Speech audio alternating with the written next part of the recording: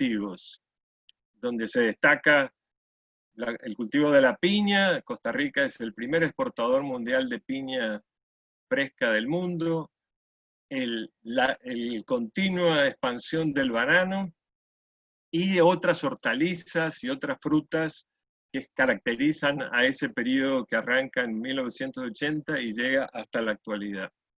Y en segundo lugar, una cosa muy importante fue la reducción masiva de la producción interna de granos básicos, de modo tal que Costa Rica pasó de ser un país que tenía autosuficiencia en la producción de granos, es decir, de básicamente maíz, frijol y arroz, y eso se ha reducido de manera muy significativa. En la actualidad, cerca del 80% de los granos básicos de Costa Rica provienen de la importación, lo cual redujo, digamos, la importancia de un sector importante de la pequeña producción que había estado dedicado a esos rubros, y las consecuencias también de esta dependencia alimentaria externa. Y el tercer elemento, y que es importante pensando en Nicaragua, que ha sido la reducción importante del área de pastos por cambios en la ganadería costarricense y el consiguiente incremento del área de bosques, que son dos elementos muy importantes a tener en cuenta si uno lo compara con Nicaragua. Menos área de pastos, más especialización ganadera más intensiva alrededor de la producción lechera y los derivados lácteos, y la recuperación de áreas de bosques que anteriormente habían sido, digamos, anteriormente habían sido áreas de bosques, después pasaron a ser áreas de pastos y después volvieron a ser áreas boscosas, cosa que es importante de ver. Sobre todo pensando en Nicaragua, donde realmente el proceso ha sido bien diferente, más bien una continua expansión del área de pastos y una reducción permanente del área de bosques, cosa que es un elemento importante a tener en cuenta. Si bien Costa Rica es un país donde la población urbana predomina de manera muy significativa, sin embargo, la agricultura de exportación sigue siendo muy importante. Téngase presente que las exportaciones agrarias de Costa Rica en la actualidad son muy superiores a las de Nicaragua, o las de Honduras, o las de El Salvador, y son muy similares a las de Guatemala, que sigue siendo un país donde la agricultura y las zonas rurales siguen pesando mucho.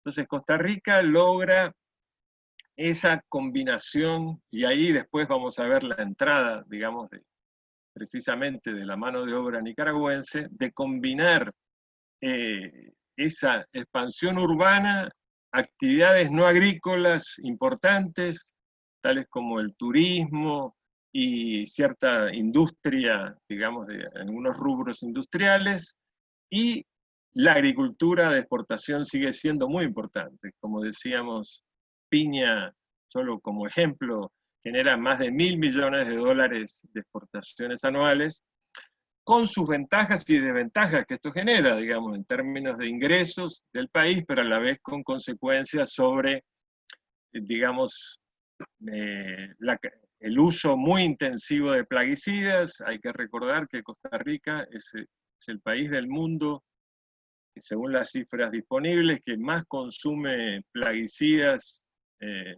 por hectárea agrícola, es decir, tiene esa situación que tiene que ver con estos cultivos muy intensivos, donde se destaca, como decíamos, la piña y productos más tradicionales como el banano y otros productos de hortalizas y frutas que contribuyen a las altas exportaciones, pero también al alto uso de insecticidas y de plaguicidas en general, de agrotóxicos, como se dice.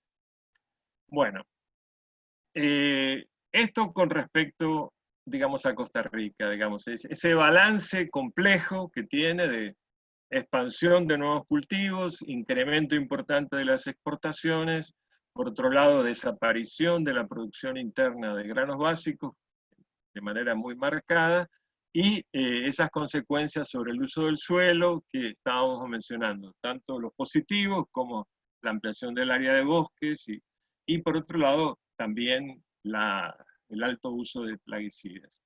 En el caso de Nicaragua, sintéticamente podemos decir que tomando como referencia el periodo anterior a los años 80, digamos, de Costa Rica y Nicaragua, eran en muchos sentidos, del punto de vista de la agricultura, bastantes semejanzas, digamos, una agricultura de exportación, que en el caso de Nicaragua estaba más concentrado en el algodón, a diferencia de Costa Rica, que tenía poca presencia de estos cultivos, y al mismo tiempo una producción de granos básicos importante que hacía que la mayor parte, digamos, de los alimentos se produjeran localmente. Y en los años 80, mientras en Costa Rica estaba pasando esos cambios agrícolas que estábamos mencionando, en Nicaragua hubo un proceso de reforma agraria que logró en una primera fase ampliar el acceso a la tierra de una parte relativamente importante de gente sin tierra, y que eso después se fue erosionando y disminuyendo a partir de los años 90, de modo tal que 20, 30 años después, por el fuerte crecimiento de la población rural, que continuó hasta por lo menos la primera década del siglo actual, del siglo XXI, y por de modo tal que se generó se continuó generando un importante crecimiento de la población rural y de la gente sin un acceso importante a la tierra. Es importante así, en pocas palabras, comparar y explicar, digamos, de alguna manera cuáles son las condiciones estructurales que han estado asociadas a este vínculo entre Costa Rica y Nicaragua, que mientras que en Nicaragua la población rural y la población ocupada rural siguió creciendo, piénsese que en el año 80 había 479.000 personas, miembros de la PEA rural, y en el año 2018 son casi 3 veces más ese número.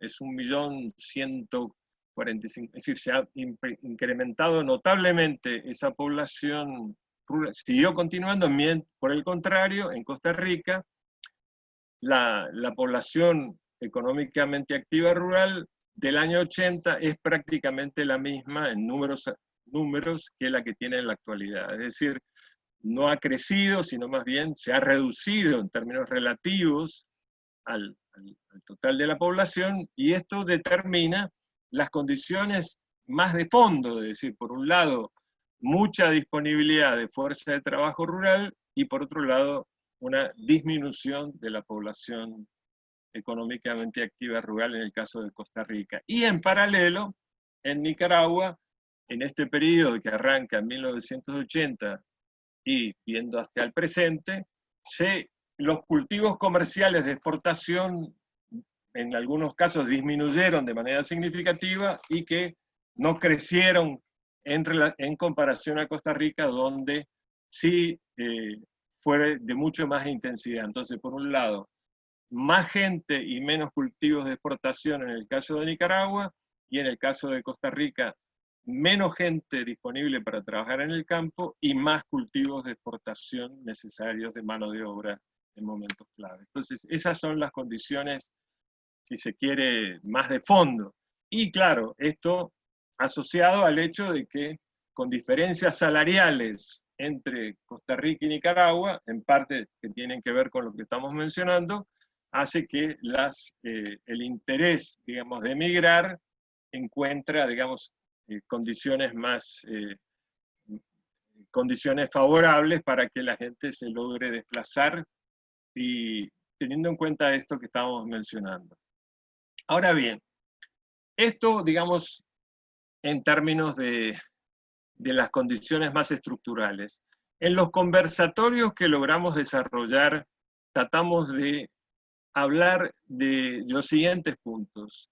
¿Cuáles fueron las decisiones para viajar que los migrantes tuvieron, cuáles fueron las formas de viajar en términos de si fueron en condiciones, digamos, documentadas o indocumentadas, o combinando formas de viaje, y cómo lograron insertarse laboralmente en Costa Rica, y cuáles fueron las consecuencias para los hogares de origen que tuvieron estos desplazamientos.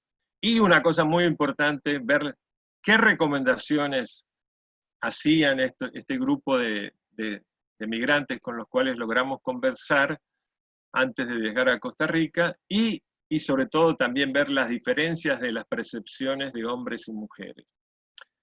Así, de manera, esto fue unas conversaciones de muchas horas y que hay muchos elementos que en el documento que hemos presentado tienen más desarrollo, pero básicamente es lo que predominó es y sobre todo en los varones, la decisión de viajar está asociado a la búsqueda de empleo y de mejores ingresos. En el caso de las mujeres es diferente. Muchas veces las mujeres han migrado acompañando a sus parejas que han viajado, digamos, hacia Costa Rica y han acompañado ese proceso, y en otros casos, mujeres que migraron precisamente por rupturas de sus parejas en Nicaragua y la necesidad de buscar opciones independientes y propias para poder mejorar ingresos, y por eso se desplazaron. Ahora bien, dado el tiempo que tenemos, yo quisiera enfatizar que el balance de estas entrevistas, mayoritariamente la gente tuvo una percepción general positiva acerca de este proceso migratorio, es decir, en términos de que lograron, en buena medida, la mayoría de ellos, no todos, lograron el objetivo de mejorar ingresos, de poder mejorar su vivienda en Nicaragua, de poder mejorar, en algunos casos comprar terrenos para hacer casas, en algunos casos ampliar sus pequeñas parcelas. Sin embargo, y sobre todo en las mujeres se observó la percepción de los aspectos más negativos de la migración, que tiene que ver con la falta de información acerca de cómo sus parejas o hijos, digamos, estaban teniendo en ese desplazamiento hacia Costa Rica. Estaba el tema de las enfermedades que podían contraer en esos desplazamientos, los cambios de cultura alimenticia que tenían las personas que emigraban y que ellas no podían conocer, y, digamos, en general mostraron muchos elementos de angustia acerca de las consecuencias que esto tenía para ellos, estos desplazamientos, sobre todo de las partes de los varones de su familia, ya sean sus parejas o sus hijos, digamos.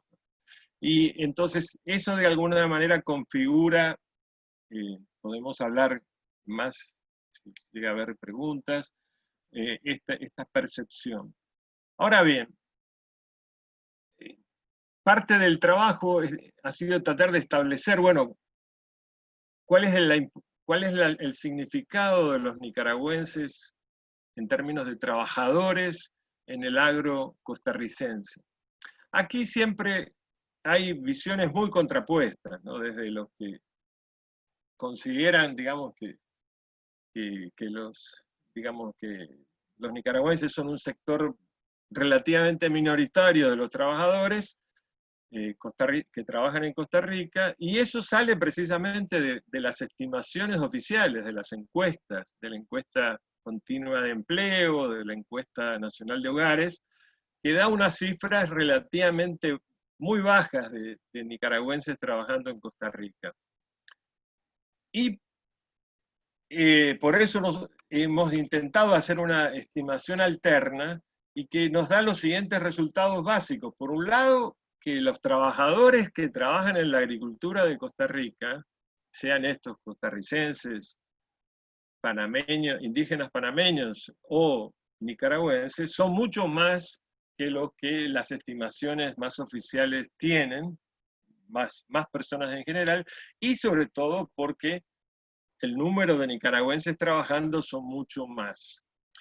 Dicho así, mientras que para los años, a comienzos de los años 2000, se había estimado que los nicaragüenses trabajando en Costa Rica, en la agricultura de Costa Rica, eran unos 23.000 trabajando de manera permanente y unos 48.000 desplazándose temporalmente, en la actualidad estos 70, por lo menos a fines del 2019, se pueden suponer que son más de 100.000, es decir, un crecimiento importante del número de trabajadores nicaragüenses, que es importante ver sus componentes. Básicamente tenemos tres sectores de nicaragüenses trabajando en el agro de Costa Rica. Por un lado, un grupo de trabajadores que están más documentados, que tienen permisos de residencia, que viven permanentemente en Costa Rica y que son más captados por esas encuestas de hogares y encuestas de empleo que Costa Rica realiza, que son alrededor de 31.000 trabajadores en esas condiciones. Después hay un segmento bastante similar, un poco menos, con unos 29.000 trabajadores que entran y salen muy frecuentemente de Costa Rica, que están muy asociados a la expansión de la piña y a la expansión del banano, y que están más precariamente documentados, pero entran y salen de manera permanente. Y después hay un segmento de un poco menos de 50.000 personas que se desplazan muy temporalmente desde Nicaragua en épocas específicas, que tienen que ver con el corte, básicamente con el corte de café y de caña. Del punto de vista de la composición de estos trabajadores, en términos de género, podemos ver que los trabajadores del agro nicaragüenses que están trabajando en Costa Rica son básicamente varones, casi más del 80% son varones, y hay un segmento de mujeres. Pero es importante ver que tienen una edad promedio de 40 años, es decir, estamos hablando de una población, para tener 40 años, abarcando todas las edades, bastante joven, ¿no? Es decir, una población. Y en el caso particular de los que son más temporales, los que van básicamente, decíamos, a esos cortes de café, en buena medida, y son mucho más jóvenes, es decir, y mayoritariamente varones y gente muy joven, con una edad promedio de 32 años. En términos de la problemática de acceso a la tierra y cómo esto se diferencia entre varones y mujeres, vemos que entre Nicaragua y Costa Rica hay muchas similitudes. En Nicaragua, según el censo del 2011, el 77% de los titulares de explotaciones agropecuarias son hombres y 23 son mujeres. Y en Costa Rica, según el censo de 2014, el 84% son varones y el 16% mujeres. Es decir, unas proporciones que muestran cómo la subordinación y los mecanismos de herencia que en la tierra, en los distintos estratos de familias, han privilegiado históricamente y continúan haciéndolo en favor hacia los varones. En términos de concentración de la tierra, sabemos que América Central y América Latina tiene altos niveles de concentración.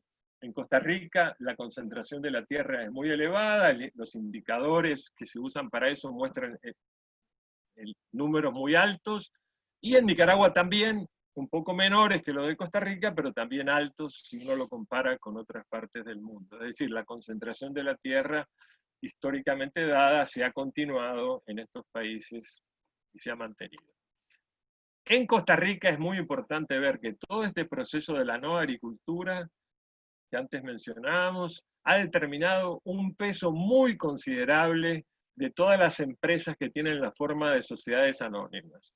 Cerca del 70% del valor agregado bruto agropecuario proviene de estos sectores. Es decir, la idea histórica de que la agricultura familiar, la pequeña y mediana producción era muy importante en Costa Rica, que lo ha sido y sigue siendo en el café.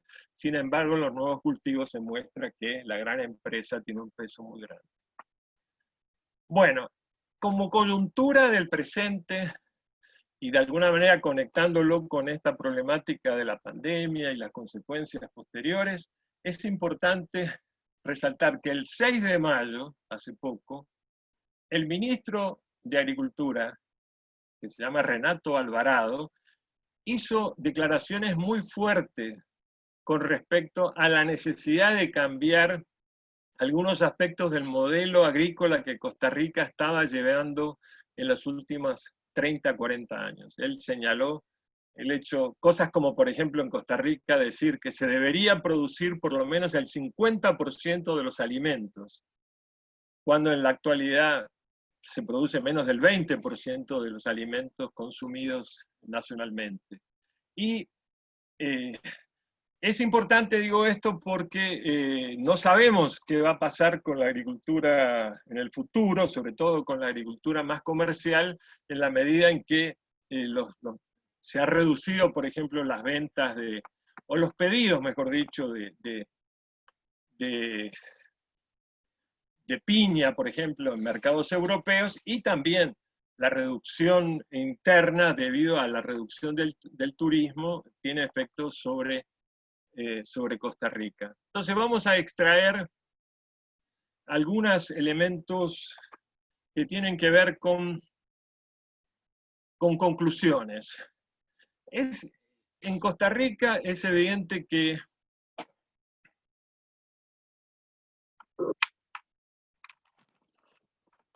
en Costa Rica se percibe que hay un proceso creciente de informalidad de la fuerza de trabajo en la agricultura. Esto abarca, por supuesto, en primer lugar a los nicaragüenses, que tienen más condiciones precarias de trabajo y de legalidad. Pero sin embargo también abarca a los nicaragüenses, a los costarricenses que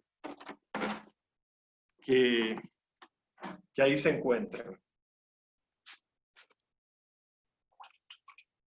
Y por otro lado, es evidente que hay una proporción importante de trabajadores, y esto abarca a nicaragüenses y también a costarricenses, que tienen condiciones que logran un salario mínimo inferior, que logran un ingreso inferior al salario mínimo establecido legalmente.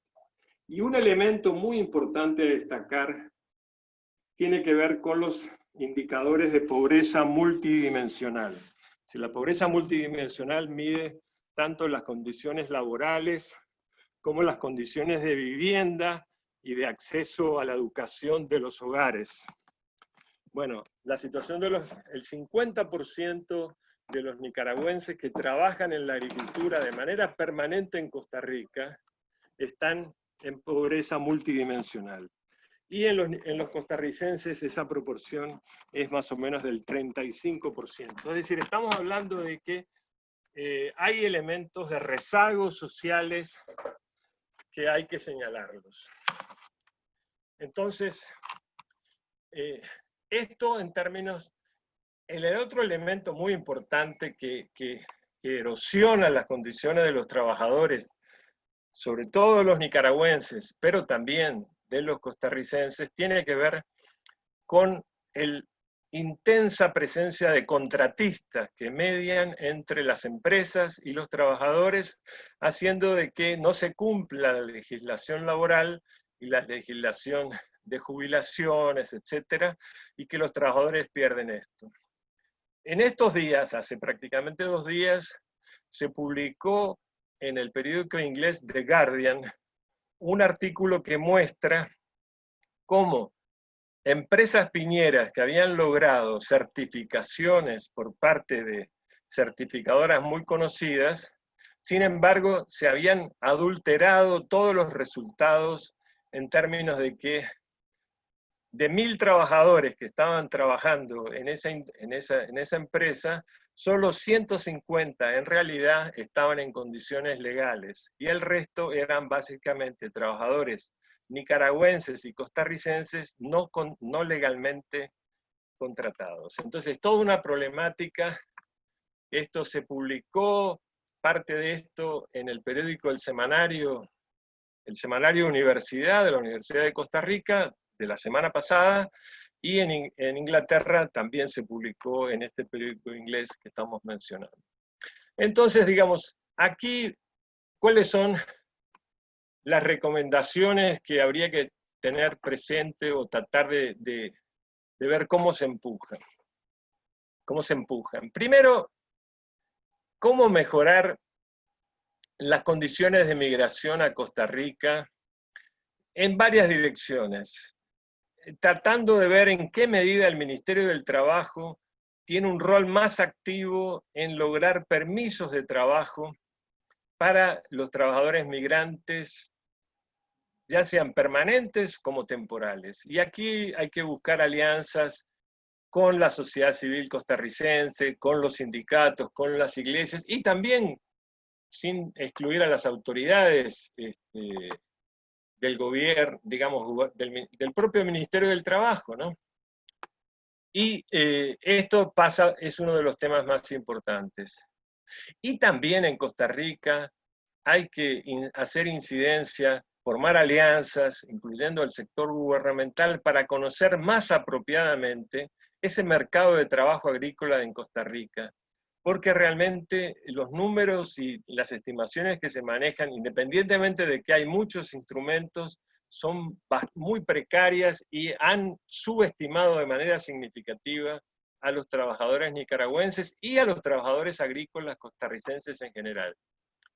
Ahora bien, por último, en respecto a Nicaragua, es importante también desde la sociedad civil, desde la academia, estudiar o dar seguimiento a las tendencias de la migración hacia el agro de Costa Rica, los cambios de zonas, los cambios de cultivos, las épocas diferentes, y cómo eso va a cambiar seguramente, qué efectos va a tener toda esta nueva arquitectura agrícola que no sabemos bien sus consecuencias más a largo plazo, pero sin embargo hay que retomar esta temática y este tema en lo inmediato.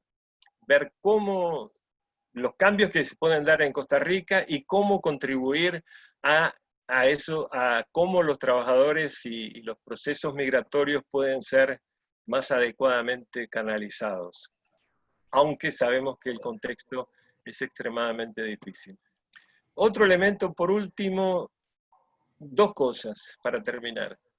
Es importante, y ahí las organizaciones que trabajan en las zonas rurales y también sectores de la academia y de las universidades pueden contribuir a dar seguimiento a las experiencias positivas de migrantes que retornan y mejoran sus activos y sus ingresos en Nicaragua.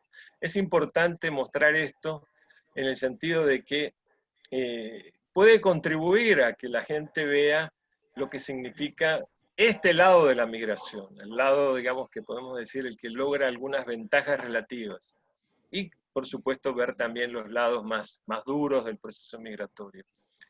Y, por último, también estos migrantes agrarios de retorno pueden contribuir, y es importante entrevistarlos y hacer análisis conjuntos con ellos, para ver qué propuestas tienen, cómo ver el mejoramiento del principal problema de la agricultura en Nicaragua, que tiene que ver con la baja productividad de la pequeña y mediana explotación en Nicaragua.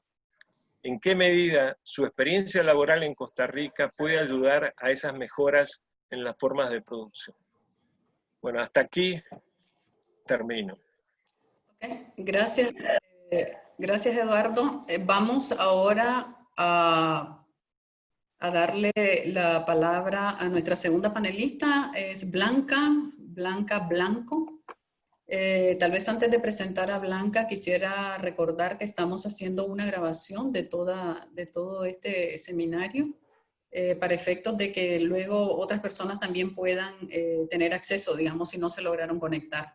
Entonces, Blanca, como dije, es nuestra segunda panelista. Blanca es asesora internacional de la Agencia Católica para el Desarrollo Trocaire con sede en Irlanda. Blanca es experta internacional en los temas de defensa del territorio. Ella ha trabajado todos los temas con movimientos sociales alrededor del extractivismo, los monocultivos, el acaparamiento de tierras. Blanca trabajó por más de 15 años en la región centroamericana, donde coordinó programas de desarrollo y derechos humanos, especialmente en Guatemala, donde ejerció como directora país de Trocaire. Blanca tiene una maestría en Antropología Social en Migración y Población de CIESAS del Sureste en Chiapas, en México, y una maestría en Estudio para el Desarrollo por el Development Studies Center de Dublín, en Irlanda. Blanca nos hablará ahora de los desafíos que este trabajo que nos ha presentado Eduardo pone a la cooperación para el desarrollo de la agricultura en Nicaragua. Blanca, por favor. Gracias, Selmira, por la invitación, a ti y a Nitlapan. Y gracias, Eduardo, por la presentación. Interesante conocer la otra frontera, porque bueno, yo he trabajado más la frontera Guatemala-sur de México, que sí tiene algunas similitudes, ¿no?, con algunas cuestiones que estabas mencionando.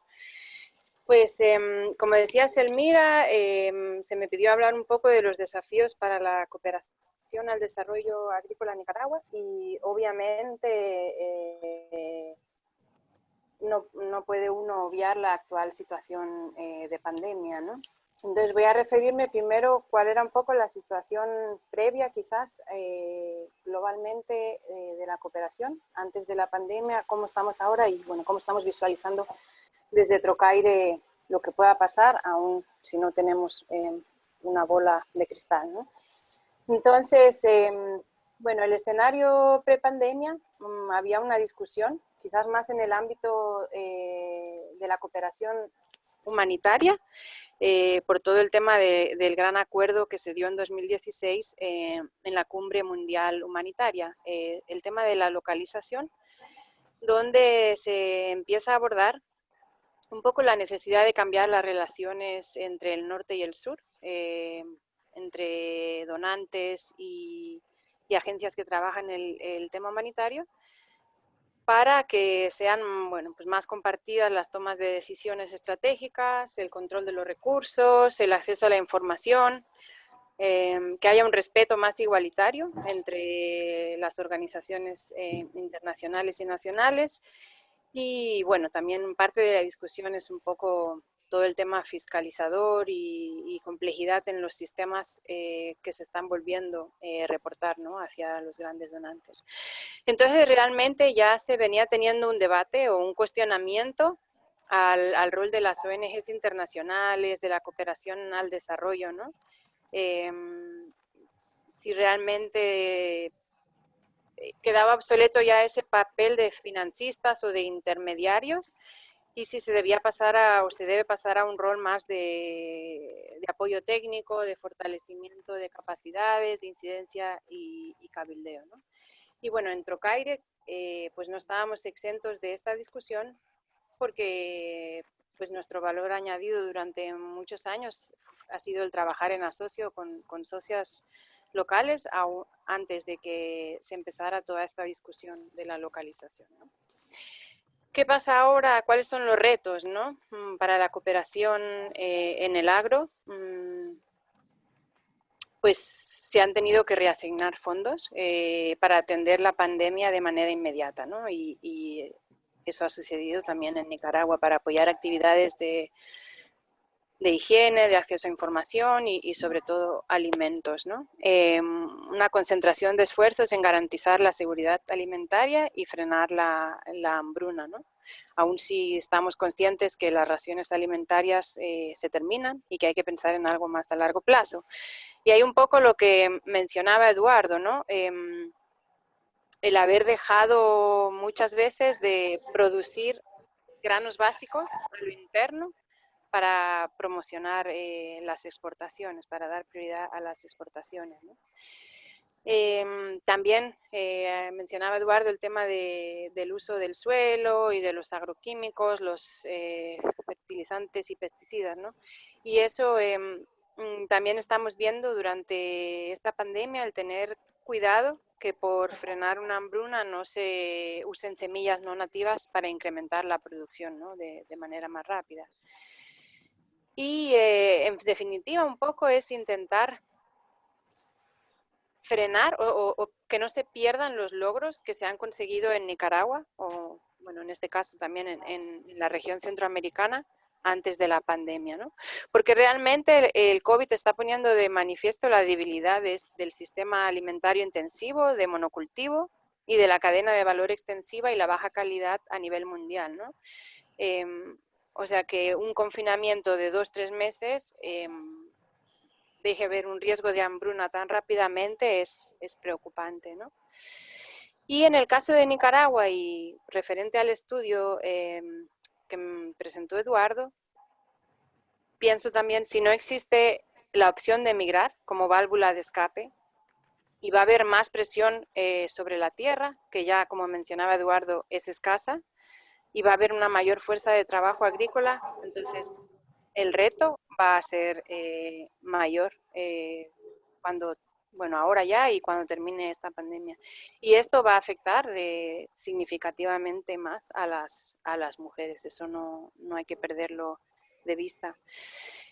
Bueno, y ¿qué pudiera pasar o qué estamos previendo que puedan ser los desafíos de ahora hacia adelante? Pues, como ya mencioné al inicio, sabíamos que el escenario iba a cambiar por el tema de la localización, pero bueno, se va a acelerar. Creo que, bueno, están al corriente de que organizaciones grandes están cerrando oficinas de país. Nosotros también, como Trocaire, por suerte no está afectando a Centroamérica en nuestro caso, pero sí la Unión Europea, por ejemplo, anunció un incremento de presupuesto para ayudar con la pandemia y pospandemia, y América Latina no está siendo priorizada, a pesar de ser la región más desigual y con mayor número de criminalización y de muertos de defensores y defensoras de la tierra y el medio ambiente, ¿no? Se va obviamente a priorizar la ayuda humanitaria, va a haber menos organizaciones donantes con menos presupuesto, pero entonces, bueno, tenemos que focalizar ese apoyo y hacerlo más integrado, ¿no? Realmente fusionar el acceso a recursos, como es el agua y la tierra, con el uso y manejo de los mismos. Creo que, bueno, el programa en Nicaragua venía siendo pionero en eso y considero que hay que continuar fortaleciendo esa parte. Definitivamente va a cambiar la manera de trabajar de la cooperación al desarrollo, agrícola o no agrícola, entonces eso también necesitamos evaluarlo más detenidamente, cómo va a ser todo el tema del trabajo remoto con sus oportunidades y sus limitaciones. Y bueno, consideramos que habría que enfocarse en, como mencionaba, en facilitar acceso a tierra y manejo de fuentes de agua, las prácticas traspatio agroecológicas, y en eso Nicaragua tiene mucho ganado porque hay legislación que apoya la agroecología, no en todos los países donde trabajamos existe. Continuar concientizando sobre el no uso de pesticidas y abonos químicos, priorizar y potenciar a las mujeres y su acceso y manejo de recursos, y un poco también relacionado en la línea que mencionaba Eduardo, ¿no? Promocionar más las alianzas entre organizaciones socias, entre redes y entre mujeres, ¿no? Y creo que el rol a jugar por los movimientos sociales va a ser muy importante. Bueno, ya lo venía haciendo, pero va a ser mucho más necesario en estos momentos. Fortalecer la organización comunitaria local para velar por la seguridad alimentaria, pero también por la soberanía alimentaria. No podemos perder esos avances, porque además ya estamos viendo cómo se están aprovechando las grandes empresas de esta situación, las grandes empresas de semillas, de insumos transnacionales, para presentarse como salvadoras en medio de toda esta confusión y crisis alimentaria, ¿no? Fortalecer y potencializar el acceso a mercados locales y regionales y estar vigilantes que no se destina mayor tierra a monocultivos y extractivos, ¿no? Sabemos, bueno, aprendiendo quizás un poco también de la situación de los países vecinos, Guatemala y Honduras. Entiendo que hay una parte de Nicaragua que también ya está sufriendo esta situación, pero continuar, ¿no?, en la incidencia del cabildeo, que no prime el interés económico de las grandes empresas por encima de las necesidades básicas de las personas. Y bueno, quizás finalmente mencionar, también ligado a algo que mencionó Eduardo, claro, no sabemos cómo va a quedar todo el tema de las importaciones y exportaciones, pero habría que ver si los países se vuelven pues más proteccionistas con sus insumos, y cómo va a afectar, por ejemplo, a acuerdos que hay ya, tratados de libre comercio que están ya en juego con Estados Unidos, incluso con la Unión Europea, ¿no? Yo lo dejaría aquí, Selmira, y bueno, si luego hay alguna pregunta o comentario, con gusto respondemos. Okay, gracias, Blanca. Quisiera recordar a las personas que están conectadas si pueden, por favor, usar el chat para preguntas. Ya hay algunas preguntas para Eduardo, luego vendrán preguntas para Blanca.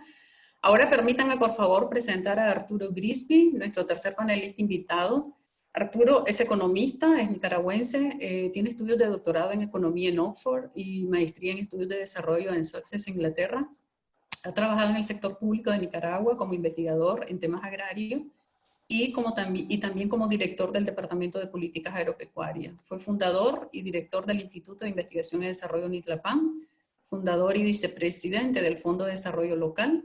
Ha sido asesor y director de investigación de la Universidad Antonio Ruiz de Montoya de Perú y profesor de la Escuela de Economía y Gestión Ambiental en esta misma universidad. También fue miembro del equipo de coordinación de los Centros de Desarrollo de los Jesuitas de Perú.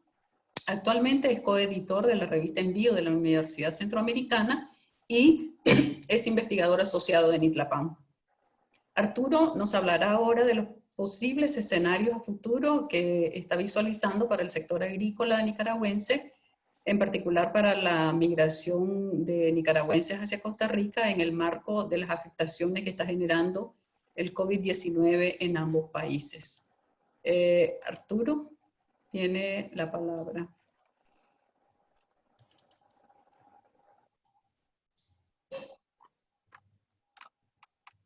Adelante, Arturo, le escuchamos. ¿No tiene audio? Revise su audio. ¿Ahora sí? Ahora sí, sí, adelante. Ok, muy bien. Muchas gracias, Elvira, y muchas gracias por la oportunidad de participar en este seminario. Me gustó muchísimo el trabajo que hizo Eduardo y felicito a Trocaire por tener la iniciativa de financiar este tipo de esfuerzos que son muy necesarios porque el conocimiento sobre nuestras realidades es relativamente escaso y poco investigado de manera sistemática. Y Eduardo, pues nosotros sabemos que es un investigador de muchos años, ampliamente reconocido en Nicaragua y en la región. Quería pues pasar a los comentarios inmediatos sobre los posibles escenarios después de, o mejor dicho, post pandemia. Es casi ser muy atrevido a hablar de este tema porque se necesita, como decía Blanca anteriormente, una bola de vidrio para prever qué puede pasar. Pero bueno, es interesante lo que mencionaba Eduardo antes sobre las declaraciones del ministro de Agricultura Tico, donde hablaba sobre la posibilidad o la necesidad de que Costa Rica fuera más autosuficiente desde el punto de vista alimentario. Esto se contrapone, por decirlo así, o se puede contrastar con las declaraciones del presidente del Banco Central costarricense, que van en la línea, pues, exactamente contraria. Voy a explicar un poco eso, pero antes quisiera explicar las afectaciones que se han visto en el sector agrícola costarricense, en función del tema que tocaba Eduardo a profundidad, de cómo esto puede afectar el empleo de los nicaragüenses en Costa Rica. En primer lugar, pues quería mencionar que en general el sector agrícola costarricense tiene un fuerte énfasis en la exportación a los mercados de Europa y Estados Unidos e incluso China. Eso significa que en una situación como la de la pandemia, pues el nivel de vulnerabilidad es bastante grande. Se ha visto en esto, especialmente en los meses de marzo y abril, la cancelación, por ejemplo, de las órdenes de compra de ornamentales. Los ornamentales, pues, los han perdido. Ha habido cancelación de órdenes de compra también, o reducción de las órdenes de compra de frutas tropicales, que es el caso del banano, el caso de la piña, que ha habido una relativa sobreoferta, y eso ha significado también una baja en los precios. Igual hemos tenido con el caso de la caña de azúcar y de la palma aceitera, porque la caída de los precios del petróleo incide en una caída drástica de los precios del etanol y por consiguiente también de los precios del azúcar y del aceite de la palma, precisamente porque son ambos rubros utilizados también para la producción de combustible. Por otra parte, también hemos visto que ha habido un colapso, y que no es extraordinario, por decirlo así, en el sentido de lo que ha pasado en el resto del mundo, de la industria turística de Costa Rica. Y creo que Eduardo ya mencionaba que eso ha afectado, por ejemplo, la industria láctea costarricense, que abastecía este mercado, y que abastecía no solo el mercado costarricense, sino también a la industria turística del Caribe. Igual sucede pues con una parte de la producción de vegetales y de frutas de Costa Rica, que también estaban orientados al mercado turístico tanto de Costa Rica mismo como de la zona del Caribe. Ahora bien, ¿qué significa esto para los más de 100.000 obreros agrícolas nicaragüenses que en las distintas categorías que mencionaba Eduardo trabajan en los distintos rubros que produce Costa Rica? Hay que recordar, por ejemplo, que en términos de magnitud, es realmente importante los puestos de trabajo que provee Costa Rica. Recordemos que la zona franca nicaragüense tenía antes de la pandemia alrededor de 124.000 empleados. 124.000 puestos de trabajo. Es decir, que prácticamente en términos, aunque claro, las condiciones varían, estamos hablando de una masa de trabajadores empleados en zona franca de Nicaragua versus el sector agrícola costarricense, que más o menos andan igual en términos de magnitud.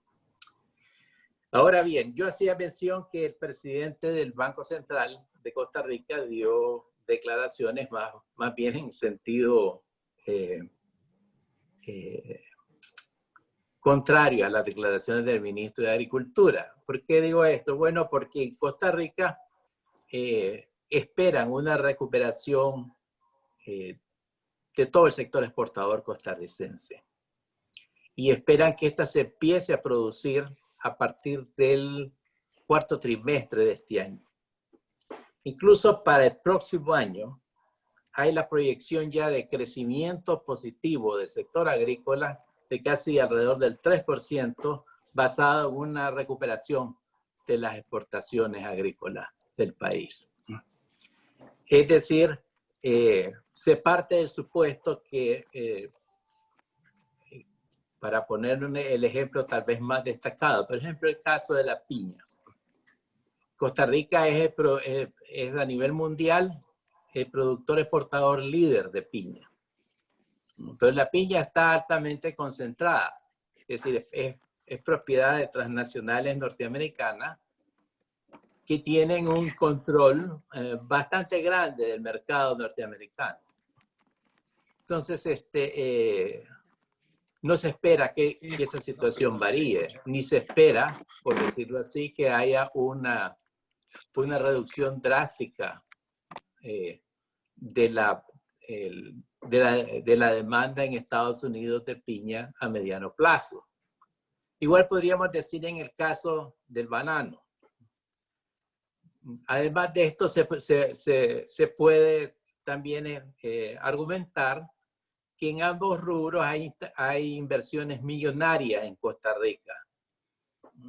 Es decir, son plantaciones, no van a desaparecer de un día para otro. Es decir, si las compañías deciden abandonarlo, es porque por decirlo así, las perspectivas de mercado futuro.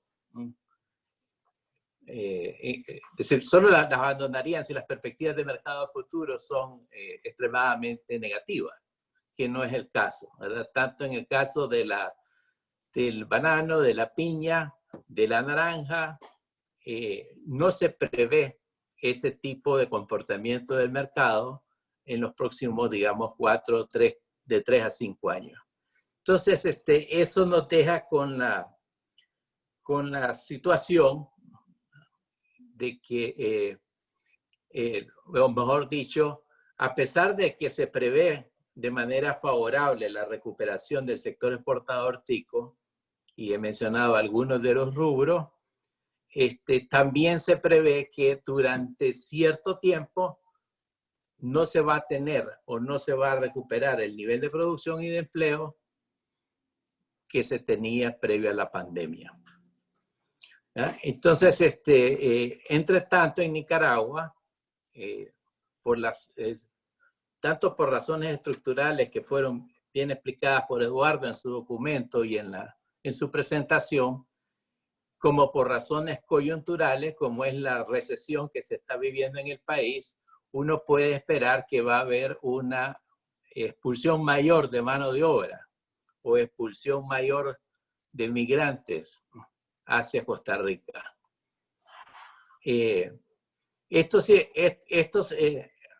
la práctica tenemos por un lado una presión mayor migratoria desde el lado de Nicaragua y a la vez por el lado de Costa Rica hay un problema de recesión de la industria que, aunque sea temporal, va a causar de que no haya disponibilidad adicional de nuevos puestos de trabajo. Porque indudablemente, tanto en el café, como en el banano, como en el azúcar, como en la piña, no van a haber nuevas inversiones en los próximos 2 años. No se va a ampliar la capacidad. Porque la demanda del norte se está empezando a recuperar o se va a empezar a recuperar, pero no se prevé una recuperación inmediata, sino una recuperación gradual. Entonces tenemos una situación de mayor demanda de puestos de trabajo por parte de los nicaragüenses y menor oferta de puestos de trabajo por parte del sector agrícola costarricense. También en ese sentido es previsible que las autoridades costarricenses, dada la pandemia, pongan incluso mayores restricciones a la entrada de los nicaragüenses. Entonces creo pues que en un escenario posible es que tengamos pues esta situación, asumiendo los supuestos optimistas, tanto del Banco Central de Costa Rica como de los organismos multilaterales, de que el sector agrícola costarricense solamente está sufriendo una recesión temporal en términos de su estructura y su capacidad productiva están bien adaptadas a las condiciones del mercado mundial y por tanto se van a recuperar. Es decir, si asumimos todo eso, aún así vamos a tener un periodo de 1 a 3 años donde el nivel de producción, el nivel de actividad económica del sector no va a generar puestos de trabajo adicionales como venía generando para los migrantes nicaragüenses. Y por el lado de Nicaragua tenemos 3 años de contracción económica con el peor año, por decirlo así, posiblemente sea este. Entonces creo yo que tenemos un escenario, aún, aún con el optimismo de que el sector del sector agrícola costarricense se va a recuperar relativamente rápido, aún en ese escenario vamos a tener condiciones difíciles para los migrantes nicaragüenses. Si pensamos en un escenario un poco más complicado, en que la recuperación, como dicen algunos economistas, va a tener forma de tina de baño y no de B o de U o de W, sino que vamos a tener una tina de baño, que quiere decir que la recuperación va a tardar mucho más, que fue lo que sucedió después de la crisis del 2008. Entonces, por decirlo así, la generación de nuevos puestos de trabajo para migrantes en Costa Rica va a estar mucho más lenta. Por otro lado, hay muchos migrantes que comienzan en la agricultura, pero que luego pasan a otros sectores en Costa Rica. Hay miles y miles de nicaragüenses, por ejemplo, mujeres que están en el sector del hogar, que son trabajadoras domésticas, o hombres que están ubicados en la construcción. Y tanto la construcción como los servicios en Costa Rica son los que más están sufriendo la recesión a causa de la pandemia. Entonces, esas fuentes de trabajo para nicaragüenses tampoco van a crecer. Y más bien, allí va a ser más difícil la recuperación por el colapso de la industria turística. Entonces, vamos a tener una situación en que en realidad los nuevos puestos de trabajo para migrantes nica en Costa Rica va a ser muy difícil de crear.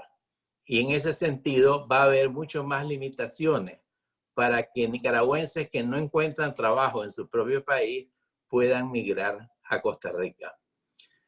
Bueno, eso sería básicamente lo que yo quería decir, y nuevamente pues felicitar a Eduardo por el trabajo que se ha hecho y a Selmira por la iniciativa de Nitlapan de convocar a este seminario. Muchas gracias. Gracias, Arturo. Bueno, gracias a Blanca, gracias a Eduardo por sus interesantes reflexiones alrededor del tema. Quisiera ahora, ya hay algunas preguntas de la audiencia que nos acompaña acá en el Zoom, a través del Facebook de Nitlapan. Una pregunta para Eduardo. Dice, si Costa Rica está produciendo menos del 20% de sus alimentos en Nicaragua, ¿cómo estamos? Esa es una pregunta. Luego hay otra pregunta. Dice, en el contexto actual de relación entre nuestros países, ¿creen que hay condiciones para incidir en políticas públicas que favorezcan a los y las trabajadores nicaragüenses en Costa Rica? ¿Qué ventanas ven? Esa es una pregunta para todos. Otra pregunta para Eduardo. ¿Cómo se ve el consumo europeo de productos ticos con alto nivel de agroquímico en la tendencia mundial de productos sanos y orgánicos? Preguntas para Arturo a través del Facebook Live de Nitlapan. Preguntan, en Nicaragua, ¿cómo está profundizándose la crisis productiva en las familias asentadas en el dominado corredor seco centroamericano? ¿Existen posibilidades de que actores vinculados en el sector agrario en Nicaragua puedan acceder a los fondos que recientemente han sido aprobados por la Unión Europea como apoyo frente a la pandemia del COVID-19? Bueno, esas son las... recientemente para dar garantías en ejecución y en el cumplimiento, dice, de los objetivos del donante. Esas son dos preguntas para Arturo. Bueno, entonces, Eduardo, ¿tienes la palabra, Eduardo?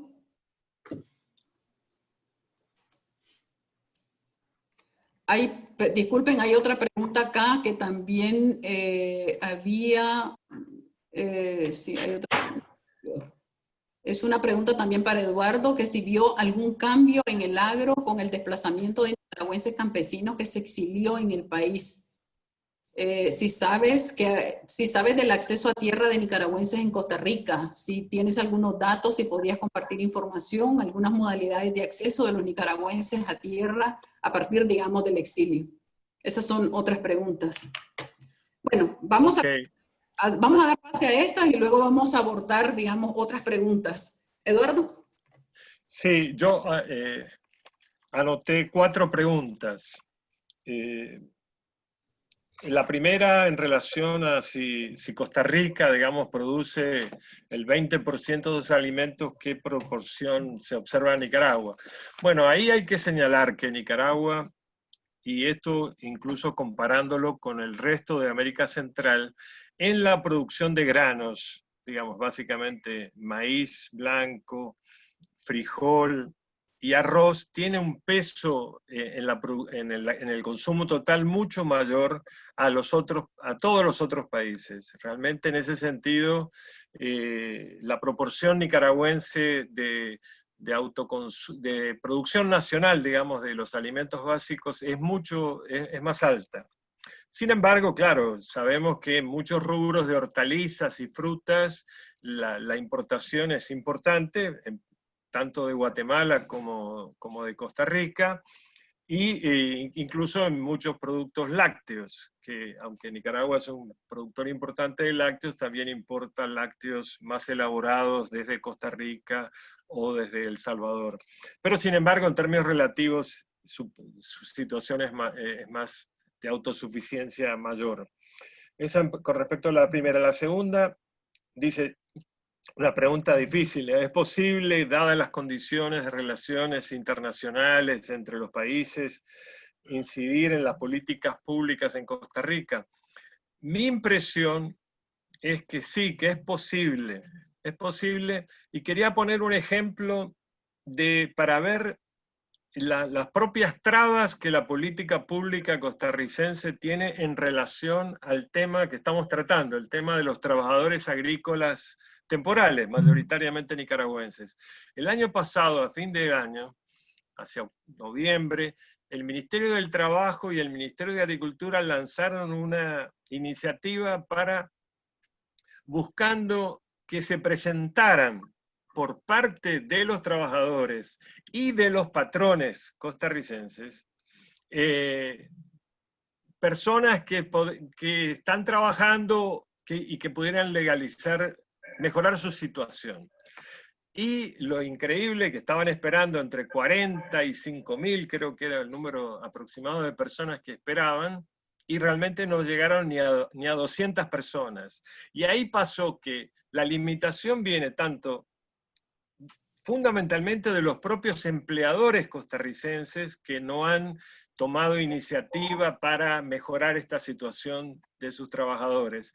Entonces ahí nosotros en el documento, claro, con todas las dificultades que tiene eso, creemos que es importante hacer incidencia sobre el Ministerio del Trabajo, y ahora más agregando un hecho de elemento, que en el marco de la actual, Costa Rica fue aceptado, ha sido aceptado como país de la OSD, es decir, ha pasado a ser, no sé si ya está invitado a hacerlo, es un proceso, y ahí se conecta esta pregunta en el sentido de que el mejoramiento de las condiciones legales y laborales de los trabajadores nicaragüenses y de los costarricenses toma más relevancia en la medida en que Costa Rica pasa a ser parte de la OSD, ¿no? Digamos, que tiene patrones que muchas veces no se cumplen en los propios países desarrollados, pero que existen como patrones de inserción de los trabajadores en términos de legislación. Y esto también se conecta con otra pregunta. sobre el consumo europeo y la alta toxicidad de los productos de la agricultura costarricense. Yo les mencionaba durante la presentación que acaba de publicarse, creo que hace 2 o 3 días, un artículo que es relevante sobre esto porque, por un lado, una industria piñera costarricense que produce bajo esas condiciones ha logrado una certificación de una certificadora muy importante que a su vez después en las respuestas que le hace a los periodistas dice que bueno, ellos no pudieron acceder más a la situación porque las empresas, etcétera, etcétera, y donde se ve que, digamos, el consumo europeo realmente, y pasa en general con esto, tiene que ver con el mejoramiento de las certificaciones famosas, ¿no? Todas las certificaciones que incluyen son sociales, ambientales, de comercio justo, etcétera. Sin embargo, ahí hay todo un tema de incidencia acerca de cómo lograr que esas certificaciones sean más adecuadas y mostrar efectivamente la situación digamos, de productos, digamos, con mucho nivel de tóxicos, etcétera. Eso con respecto. Y por último, la cuarta pregunta que se me hacía, preguntaban sobre la situación de las personas que se han desplazado de Nicaragua hacia Costa Rica desde 2018 y 2019 y en qué condiciones se encuentran. Bueno, ahí realmente, y qué acceso a la tierra. Hay algunas experiencias que he escuchado, digamos, que son bastante positivas, en los cuales se ve que grupos de campesinos nicaragüenses están trabajando, están arrendando tierras o prestando tierras, digamos, de otros, en zonas del norte, en el norte atlántico de Costa Rica, y que realmente produciendo granos básicos y algunos otros alimentos básicos que han sido, parece, positivos. Pero sin embargo, esta es una experiencia que puede abarcar a, no sé, 100, 150 familias, digamos, aproximadamente. Sin embargo, digo, creo que la situación de ese conjunto de personas que se ha desplazado más recientemente son condiciones extremadamente precarias y las condiciones laborales son, como mencionaba Arturo, van a ser más duras en el presente inmediato. Ok, gracias, Eduardo. Hay una pregunta también para Blanca. Blanca preguntan, ¿por qué crees que en América Latina no está dentro de las regiones prioritarias para la Unión Europea? Antes de darte la palabra, Blanca, pasamos a Arturo con las 2 preguntas que formularon algunos de los asistentes, digamos, a este seminario. Arturo.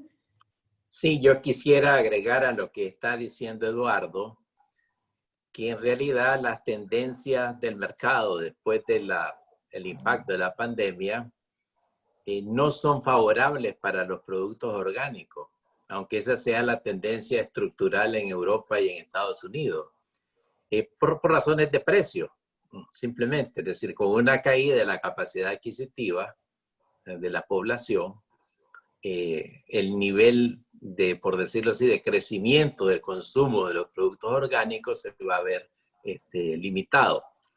Eso no quiere decir que las condiciones sanitarias de los productos no van a ser objeto de atención.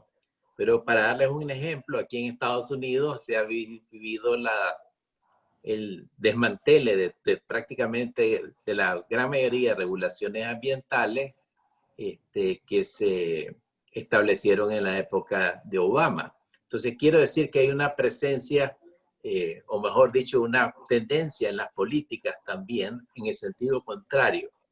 Y pienso que eso también puede perjudicar en el caso de Costa Rica, en lo que se refiere tanto a los controles ambientales que se hagan, por ejemplo, sobre las plantaciones de piña o de banano, como a lo que puede ser en términos de las condiciones laborales. Es decir, en condiciones de baja rentabilidad de estas industrias, de depresión de estas industrias, la tendencia es que lo que queremos es que se queden y entonces el nivel de supervisión, regulación estatal, tanto en la inocuidad de los alimentos como a nivel de la contaminación ambiental, pues se relaja. Y a nivel del mercado, propiamente dicho, hay un problema de fondo que es el problema de los precios, ¿verdad? Entonces, si uno ve lo que se consume en los supermercados, ve los estantes de los productos orgánicos versus los de los productos convencionales, pues siempre son los convencionales los que tienen, por decirlo así, el mayor nivel de consumo. Bueno, pasando de eso a lo del acceso a los fondos de la Unión Europea, realmente no tengo información sobre cuáles van a ser las condiciones específicas de esos fondos que se anuncian, de esos 35 millones que se anuncian. Se dice que va a ser prioritariamente a través de actores no gubernamentales, de sociedad civil, pero realmente yo no, por lo menos en mi caso, no tengo la información de cómo se van a dar. En el caso de la pregunta sobre el corredor seco, yo creo que el corredor seco, la población del corredor seco es una de las más afectadas por la crisis que sucede también a nivel de empleo en Costa Rica, porque pues todos conocemos que hay una dependencia muy fuerte de las remesas en el corredor seco. Entonces, incluso sabemos, y en el estudio de Eduardo aparecen las entrevistas, por ejemplo, con el caso de Condega, para citar algunos, decir de gente que con eso financia la educación de los hijos y financia inclusive el capital de trabajo para sembrar granos básicos en su lugar de origen. Entonces creo que la situación por decirlo así, de la crisis temporal, si queremos usar la hipótesis del Banco Central Tico, del sector agrícola, va a incidir en el nivel de remesa que van a poder llegar al corredor seco. Y en ese sentido, pues sí podemos prever que los ingresos monetarios de la población van a ser afectados o ya están siendo afectados por la crisis. Ok, gracias Arturo. Blanca. Sí, gracias, Elmira. Bueno, creo que es una tendencia que ya venía antes de la pandemia. Los fondos se han ido reduciendo para América Latina, primero porque se considera la mayoría de países como países de ingreso medio, independientemente de las desigualdades internas que conllevan. Y también, bueno, porque hay una sociedad civil más articulada. Entonces, la tendencia va a ser priorizar lo que se llama ahora estados frágiles, países que están en conflictos armados, y también, bueno, posiblemente algunas zonas de África que estén también siendo afectadas al mismo tiempo ahora por las plagas. Esa es una de las, bueno, la razón prioritaria. Me atrevería también a decir quizás, bueno, que hay intereses económicos fuertes en la región de América Latina, ¿no? Entonces, todo el tema de las empresas, de las transnacionales que tienen fondos europeos, impacta en estas decisiones, ¿no? Hemos visto, por ejemplo, en los últimos años la tendencia de los instrumentos que sociedad civil puede aplicar para garantizar fondos para trabajar en la región. Es obligatorio sentarse con el sector privado, con las empresas, para dialogar, ¿no? Entonces, canalizan la ayuda más reducida que hay a través de esos instrumentos, lo cual limita también mucho la participación de la sociedad civil centroamericana. Acerca un poco más tu micrófono. Bueno, sí, que eso limita un poco más las posibilidades para la sociedad civil centroamericana, ¿no? Claro que, bueno, no es una decisión todavía tomada, que se puede incidir y, bueno, parte de eso es el rol que tenemos las agencias cooperantes que tenemos sede en Europa. Y obviamente puede cambiar con los resultados que tenga esta pandemia en los próximos meses, ¿no? Porque de hecho ahora, bueno, pues está afectando mucho más a América Latina en este momento, ha ido como desplazándose, ¿no? Entonces habrá que ver qué pasa en los próximos meses y cómo eso afecte la decisión. Ok, gracias Blanca. Hay una nueva otra pregunta para vos. Dice, si es verdad que en Nicaragua cuenta con un amplio marco jurídico en materia agroecológica, así como la Ley 717 del Fondo de Tierra para Mujeres, que cumplió 10 años este 5 de mayo, y no se implementó, igual con las leyes de apoyo a la agricultura orgánica, no se destinan recursos. Con las crisis de derechos humanos y sanitarias por el COVID-19, como decías que la región no está en prioridades de la Unión Europea, entonces, ¿cómo influenciar para que los fondos que no implique al gobierno y se dirija a organizaciones y en particular a organizaciones de mujeres? En principio, la cooperación con este Estado no es posible. Es un poco la pregunta, es decir, ¿cómo se puede hacer, ¿no?, para canalizar recursos de apoyo a organizaciones de la sociedad civil y en particular más a organizaciones de mujeres? Bueno, era un poco también lo que se discutía en el seminario en diciembre sobre acceso a tierra, ¿no?, para las mujeres y que no se está implementando la ley. Entiendo que el contexto es difícil, pero creo que para eso también están las alianzas con la cooperación internacional. Se tiene que hacer llegar el mensaje y nosotros lo podemos trasladar ya sea a nuestros gobiernos acá para hacer presión a la Unión Europea. El estudio que realizó Eduardo también está en el marco de un estudio más amplio de la ILC, ¿no? También la ILC es un canal y un aliado para poder hacer incidencia en estas situaciones. Entonces, si bien es limitada a nivel nacional, creo que hay que intentar seguir haciendo el esfuerzo, pero pues pasar a la otra esfera que es nivel internacional a través de entidades como nosotros, y estamos, bueno, yo estoy tomando nota obviamente y es algo que vamos a platicar para cuando tengamos las reuniones bilaterales con el gobierno irlandés y cuando porque nos está pidiendo obviamente la Unión Europea también a la cooperación internacional hacer comentarios y peticiones a las políticas que ellos están desarrollando. Okay. Bueno, muchas gracias. Estamos llegando a la hora de cierre de nuestro seminario.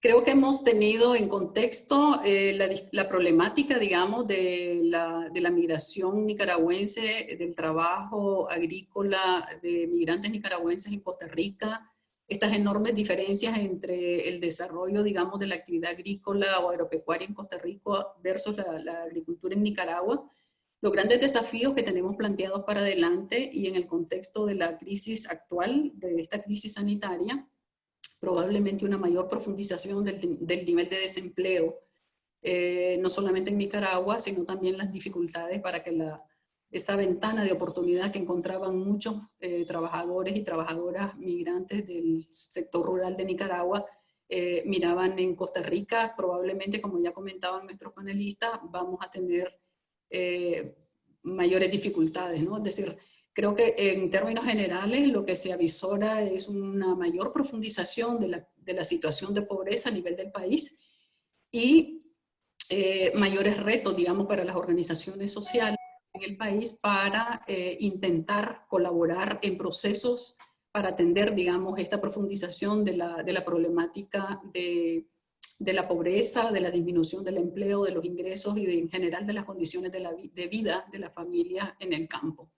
Sin embargo, creo también que es una oportunidad para poder revalorizar el rol de la agricultura en nuestra sociedad, sobre todo de la agricultura que viene de la pequeña agricultura, de esa agricultura que trabajan las mujeres, la agricultura que trabajan los hombres, que poco a poco han ido haciendo esfuerzos por hacer un proceso de diferenciación con agricultura orgánica, con productos agroecológicos, que aunque Arturo nos decía que probablemente estos nichos de mercado en el mercado internacional se van a ver un poco deprimidos por todo el tema del impacto, digamos, de los ingresos en los consumidores a nivel mundial.